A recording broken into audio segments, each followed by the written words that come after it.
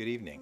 It was such a nice, cool night outside, and I thought I'd take my camera outside for a change, and I'm just kidding, I'm actually in my library. I got really frustrated today because I tried to record the same video 3 times and I ran into 3 different problems, and it was so frustrating. And so, kind of as a way of winding down, I decided to come downstairs after everyone was asleep and just have a little fun. I put an image up on the background of this is on my TV. Got my camera on a switch pod sitting on a chair, and there's a lamp that's also leaning on the chair that's providing the light. And I just thought, I'm gonna play around and see what I can come up with. So this is what I did. And now I feel better, so I'm gonna go ahead and make the video that I was gonna make earlier today. So this morning I watched a video from my friend Heather, and she talked about wanting to start an interview podcast on her YouTube channel. She previously had done interview podcasts and showed some clips of her actually doing it in her car, which is kind of a neat format.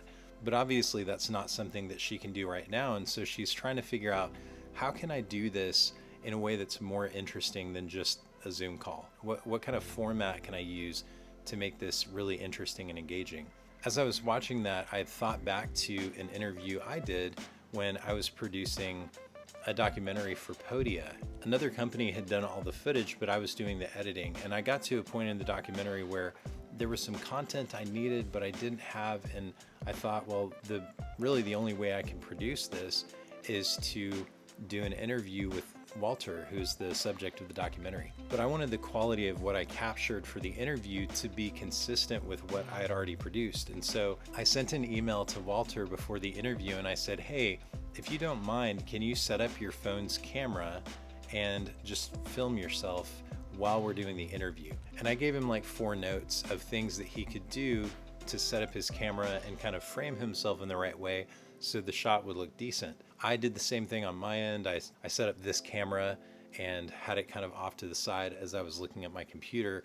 And then we used the Zoom recording as a backup. Fortunately, we didn't have to use it because both of the shots looked great. I was able to put them side by side and we were kind of like looking at each other. And when I would ask a question, I would go full frame.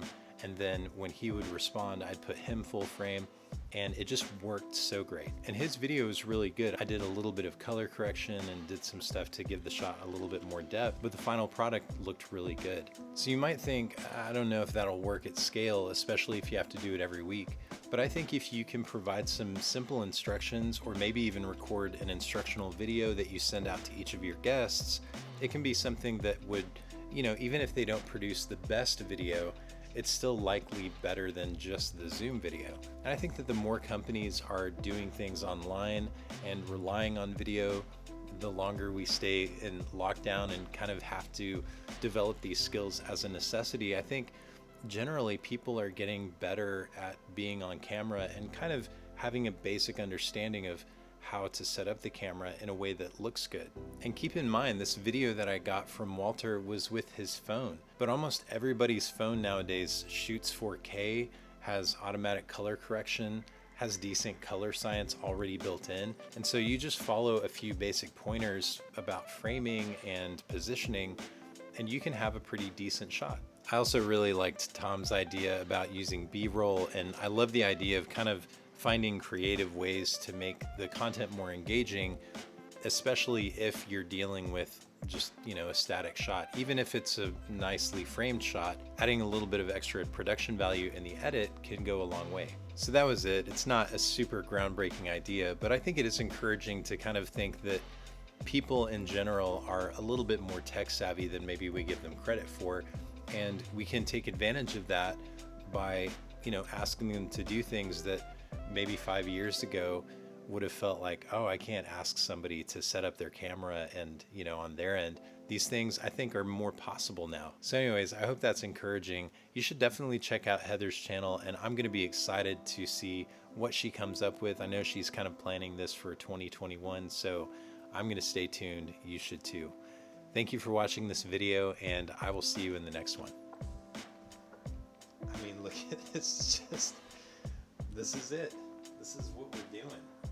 There's the TV and the microphone, and we've got our light, monitor. It's a mess. It's a mess, but it's fun.